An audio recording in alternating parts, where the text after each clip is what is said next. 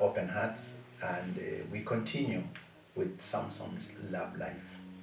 And I would say that if you are entering my discussion at this particular moment and that you have not watched part one, it would be better to go back and look at Samson's love life, part one. You'll be able to follow the discussion. I was saying in the last episode that two views are held about Samson's choices.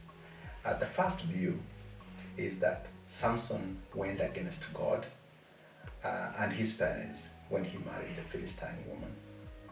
Of course, the second view is that Samson did not sin with the woman because he took her for a wife. But we do know that Samson's moral decline took shape because of his desire and the way he demanded and took and slept with this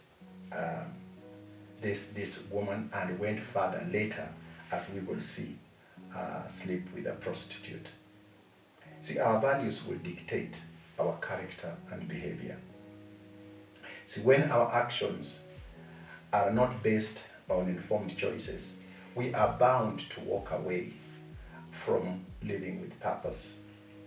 See, although he knew he was called to be separate, he knew that he was God's choice, he still chose to be a womanizer as he moved on with his life. See, because he forgot who he was called to be, Samson became complacent with the things of God, the values that make a great man. So he chose to follow the instincts that were within him. This opened a chapter in his life, a chapter of deception, selfishness, careless living that began to guide his life. See, Samson's perception of life can be summarized in Judges chapter 16, verse 20, and the second part of it. This is a time when Delilah was making all the persuasions for him to reveal his secret. So he wakes up the very last time from sleep, and the Bible says, he thought, I will go out as before and shake myself free. But the Bible now states something. He did not know that the Lord had left him.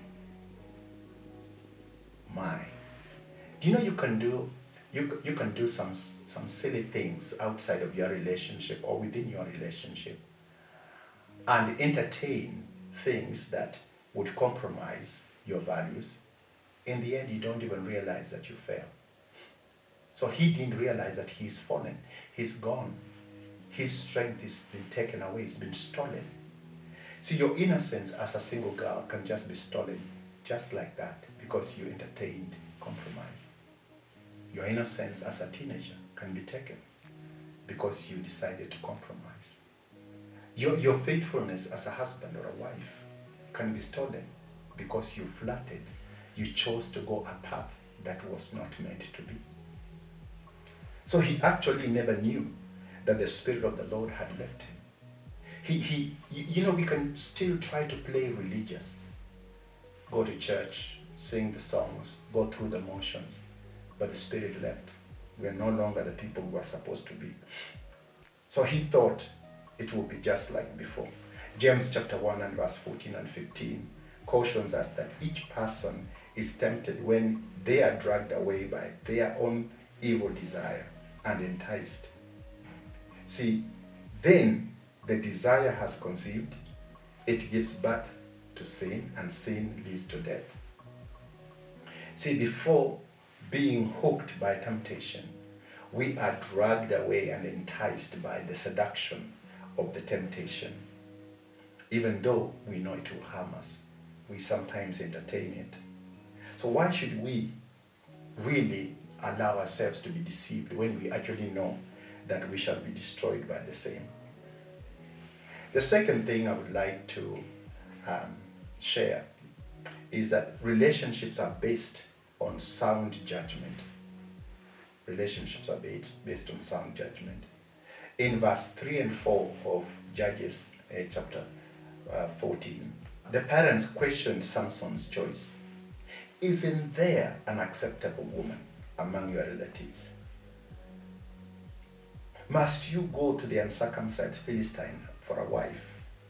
You see, in most of the Eastern countries, and I think in Africa and most places that are more communal, parents seemed to be involved a lot in the life of their children, in selecting the wife or participating in the selection of that wife or that husband. It is not strange to see the involvement of the parents here. And I think sometimes accountability from the parents can help. Of course, I know that parents can sometimes be meddling, but we do know their place as our parents. See, what the parents were seeing in Samson could be something Samson was blind to. And what is this that Samson was blind to? He couldn't see. See, Samson's heart was fixed on what he saw and what was right for him. He told the parents, "Get her for me. She's right for me." This literally means she is right in my own eyes. Get her for me. In determining and demanding for a Philistine wife, Samson showed disregard to his parents, I think, because he never listened to them. According to the expectations spelled out in the Bible, in many other places, you are seeing that Samson forgot that he was a part of God's holy people. He was separate. He was called as a Nazarene. Why should Samson, who was not only an Israelite, but a Nazarene and a devoted person to the Lord, crave a worship of dragon? You see, friends, in verse 5 to verse 20, although God uses this marriage to advance his purpose, we can see clearly that later, some nagging and some things that happen, it shows us how he is going to break down slowly and finally begin to fall as a man, because he was following the attractions of the flesh. See, when we lack sound judgment, we are bound to fall for any lie.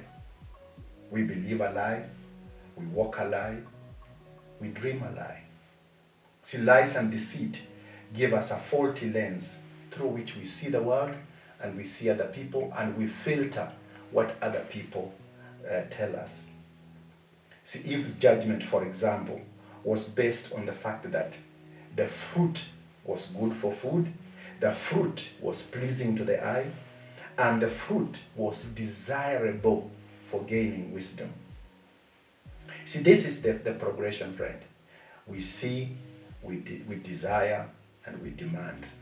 See, when the cravings of sinful flesh take over, basically what happens is that we become slaves and a tool to propagate those desires. On the other end, we see Samson's choices take him on a path of self-destruction, as a direction where he faces the consequences of his actions. See, as we will see in chapter 16, he ends up chained, his eyes gouged out, ridiculed by the Philistines, but he failed to remain accountable. He allowed himself to be swept by selfish passion, driven by his own desire. This is really sad. We can see him slowly sink to serve his own fleshly desires. You know what? I think that's enough for us to think about today. And I'll be coming back again in the next episode to continue with this journey of such lust and greed that takes this man down. And I believe that you're beginning to see how the devil conquers and desires to have us, and you can work out to be a better man or a better woman for yourself. God bless you. See you next time. Thank you again and again for watching Open Hearts. This is our weekly show trying to talk about relationships. Thank you so much for being a part of this. Please watch, please share, please subscribe. And you know what? This is going to be a great time. In the background, you can hear lovebirds. And you know what? It's all about love. It's all about relationships. God bless you.